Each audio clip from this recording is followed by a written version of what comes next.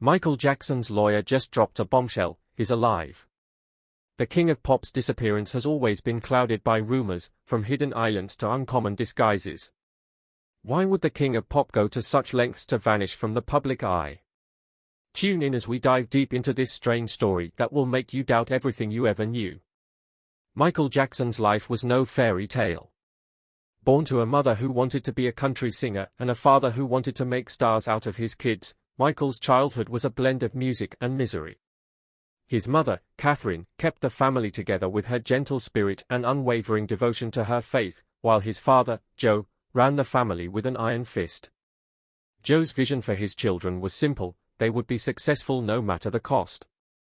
Michael's childhood was a strict regimen of rehearsals, pressure, and belts, lots of belts.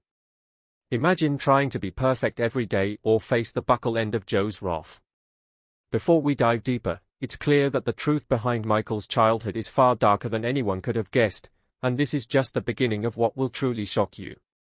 Despite the pressure, his talent couldn't be ignored. Even as a kid, he had something special. He joined his brothers in their band, first known as the Jackson Brothers, and eventually, the Jackson 5. Picture this tiny kid on stage, playing congas, and then stepping into the spotlight with a voice that could silence a room. The Jackson 5 took off, and so did he, transforming into the lead, capturing every heart. But while he was becoming a global sensation, his childhood was fading, replaced by stage lights, demanding crowds, and Joe's unyielding discipline. By the time he was a teenager, he was no longer just part of a family band, he was the main event. From "I Want You Back" to ABC, the Jackson 5's success was just the beginning. By his teenage years, he had released solo albums and was already a star in his own right. But behind the glitter and fame, there was darkness. His appearance started changing, and everyone had something to say. Rumors swirled: was he bleaching his skin? Did he hate his heritage? The truth, as he later shared, was more painful: he suffered from vitiligo, a skin condition that stripped away his pigment. The media, however, wasn't kind. They painted him as someone running from his own identity. And then there was the infamous hyperbaric oxygen chamber. You've probably seen that image, him lying in some futuristic tube, supposedly trying to stay young forever. It was a publicity stunt, yet it fed into the idea of him as someone who would do anything to escape his reality. His life had all the makings of a tragic Hollywood script, a man trying to find peace in a world that just wouldn't leave him alone. By the time Thriller dropped in 1982, he was unstoppable. It wasn't just an album, it was an event, a cultural reset. Hits like Billie Jean and Beat It dominated the airwaves. And that moonwalk? It wasn't just a dance move, it was a phenomenon.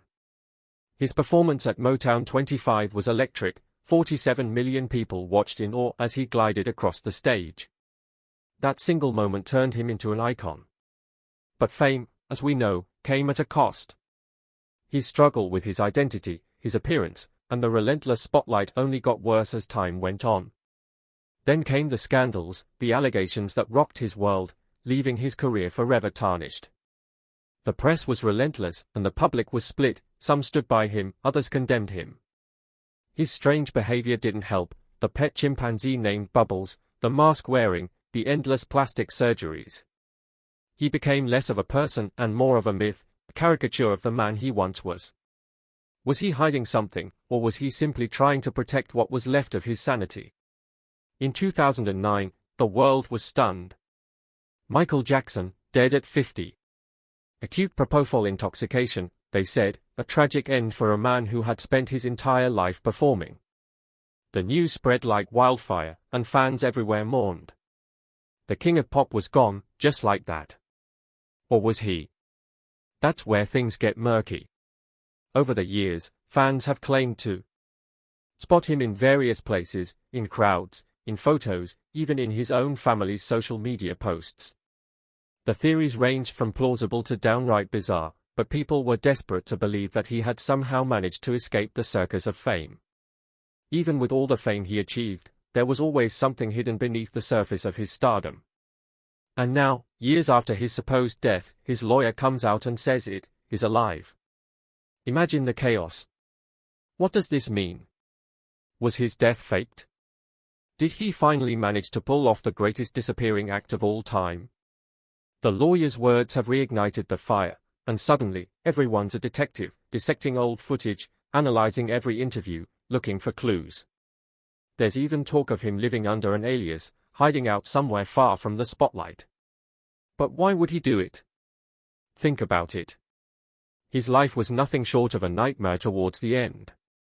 The press, the lawsuits, the constant scrutiny, maybe faking his death was the only way out. He had the money, the resources, and let's not forget, the imagination to pull it off. Imagine being able to walk down the street without being mobbed, to live without the weight of the world's expectations on your shoulders. Maybe that's all he ever wanted. But there's more to this story. He was never a stranger to controversy, and the idea of faking his death fits right into the narrative of his life. He was someone who lived under constant surveillance, someone who could never be just himself. His entire existence was a spectacle, his every move documented, analyzed, and criticized. Perhaps, the thought of slipping away quietly was his only shot at freedom. Theories have emerged over the years, claiming he had planned his disappearance long before 2009. Some believe he hinted at it in his music, his lyrics filled with cryptic messages about wanting to break free and escape. Could his songs have been cries for help, a desperate plea for the life he could never have? And then, of course, there are the sightings. People claim to have seen him in all sorts of places, at a gas station, in the background of a family photo, at a small cafe somewhere far from the glitz and glamour of Hollywood. Some even say that he appeared at his own funeral, hiding under a hat and sunglasses, watching the world mourn him. These stories may sound ridiculous, but they have kept the legend alive. And it's not just random fans claiming this, there are people close to him, people who knew him, who have hinted that his death may not have been what it seemed. The lawyer's statement has only added fuel to the fire. If he is indeed alive, where has he been all these years? And why come out now? Some suggest that he's been living under an alias, perhaps even changing his appearance once again to avoid recognition. There are whispers of him hiding out in the Middle East, living in a secluded mansion, or even traveling the world in disguise. It's the kind of story that could only be associated with him, grand, strange, and larger than life. There's also the question of his health. He was known to have struggled with various health issues throughout his life, his skin condition, his dependency on painkillers, and the toll years of performing took on his body. Some believe that faking his death was also about taking control of his health, about stepping away from the relentless pressure to perform and the harmful substances that were prescribed to keep him going. Perhaps, by disappearing, he was finally able to focus on himself, away from the demands of being the king of pop. The theories don't stop there. Some say that his decision to fake his death was influenced by the people around him. He had a close circle of advisors, friends, and confidants, people who saw firsthand the toll that fame had taken on him. These were the people who stood by him during the darkest times, and maybe they were the ones who helped orchestrate his escape. It's not hard to imagine him, tired of the constant circus, reaching out to those he trusted most and devising a plan to get away. It's the kind of story that feels almost too perfect, like something out of a movie. Now, as we go further, we find more pieces of his life that change everything we thought we knew about him. There are also those who believe that his disappearance was about more than just escaping fame, it was about survival. The legal battles, the accusations, the constant threats to his reputation and legacy, maybe he felt there was no way to clear his name while staying in the public eye. Perhaps faking his death was his way of wiping the slate clean, of starting over without the burden of his past mistakes and the controversies that haunted him. It's a drastic move, but then again, he was never one to do things by half measures. And let's not forget the financial aspect. He was facing a mountain of debt at the time of his death. Despite immense wealth, his lifestyle and legal troubles had drained his finances. Some suggest that by disappearing, he could have been trying to escape the financial mess he was in, to avoid the creditors and lawsuits that were closing in on him. By faking his death, he could have started fresh, free from the obligations and financial burdens that had plagued him for years. The idea that Michael Jackson faked his death is both fascinating and heartbreaking. On one hand, it paints a picture of a man so desperate for peace that he was willing to leave behind everything, his family, his friends, his fans, in order to find it. On the other, it speaks to the power of fame and how it can destroy even the most talented and beloved individuals.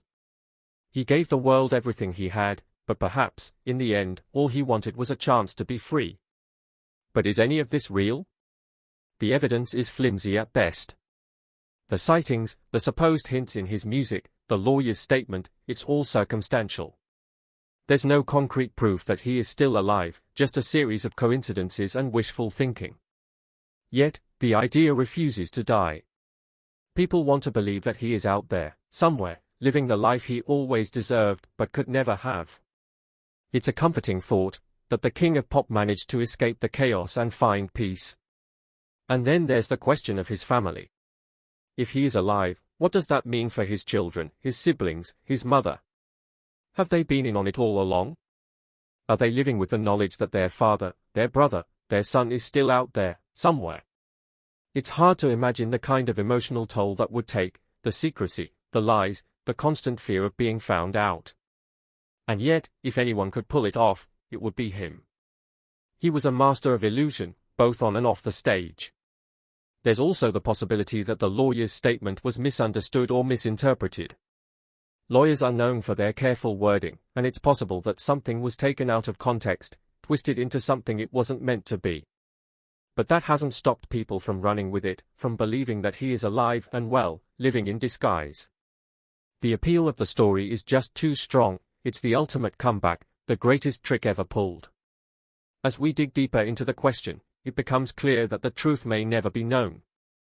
Whether he is alive or not, one thing is certain, his impact on the world is undeniable. He was more than just a singer or a dancer, he was a cultural icon, a symbol of hope and resilience. His music brought people together, transcended borders, and inspired millions. And maybe that's why people can't let go, because letting go of him means letting go of everything he represented. The rumors will continue, the sightings will persist, and the legend of Michael Jackson will live on. Whether he's alive or not, his legacy is very much alive, and perhaps that's all that really matters. The king of pop may be gone, but his spirit endures, in his music, in his fans, and in the endless speculation that keeps his story alive. So, where does that leave us? Is he really out there, living a quiet life somewhere, free from the chains of fame? Or is this just another wild conspiracy, fueled by people who can't bear to let go of their hero? Even after he was gone, Michael Jackson's influence and the stories around him kept growing. The nights he owned the stage. Michael Jackson, the so-called king of pop. Yeah, I know, we've all heard it before. But let's be honest, for all the hype and drama that surrounded his life, there's no denying the man could put on a show. His live performances? They weren't just concerts, they were full-blown spectacles. The guy practically wrote the manual on how to make people lose their minds with every moonwalk and high note. So, let's talk about some of the moments when he really set the bar, high enough that even he had trouble reaching it again. Let's rewind to 1983, the Motown 25 special. Yeah, you probably know where this is going. That night was the one where he did it, he brought out the moonwalk for the first time. He reunited with his brothers, the Jackson 5, which was cute and nostalgic and all, but it was when he took the stage alone that the real magic happened. There he was, all dressed in black with his single rhinestone glove, standing like he owned the world. And then, boom, he slid backward like he was gliding on air. I mean, let's face it, at that moment, everyone watching was probably just like, what did I just see? It was the move that made Michael more than just a pop star. He was now something beyond that, a legend in the making. Fast forward to 1993. Picture it, the Super Bowl halftime show, an event usually so dull you'd rather go grab snacks. But not this time. Enter Michael. He pops up on stage, literally, just stands there in his military-style outfit, doing nothing, just staring. It's almost comical, but somehow the crowd eats it up. He eventually launches into his songs, Jam, Billie Jean, Black or White, and ends with Heal the World, while surrounded by thousands of kids. Talk about pulling on those heartstrings, and you know what? It worked. That was the first Super Bowl halftime show that had people glued to their seats instead of looking for the bathroom. Michael basically turned the halftime show into a must-watch part of the game, paving the way for all the superstar performances we've got today. And then there's the Bad World Tour, starting in 1987. His first solo tour, 16 months of non-stop performing across 15 countries. The guy was everywhere. Sure, he had the vocals and the moves, but the real selling point was the sheer production value. Lasers, lights, costume changes, Michael brought a whole circus with him, and people ate it up. He might have been promoting his Bad album, but make no mistake, he was riding the wave of Thriller success all the way through. People came to hear those old hits just as much as the new ones. It was more than a concert, it was like he was saying, you came for a show, and I'm gonna give you a spectacle. And give them one he did, over 100 shows worth.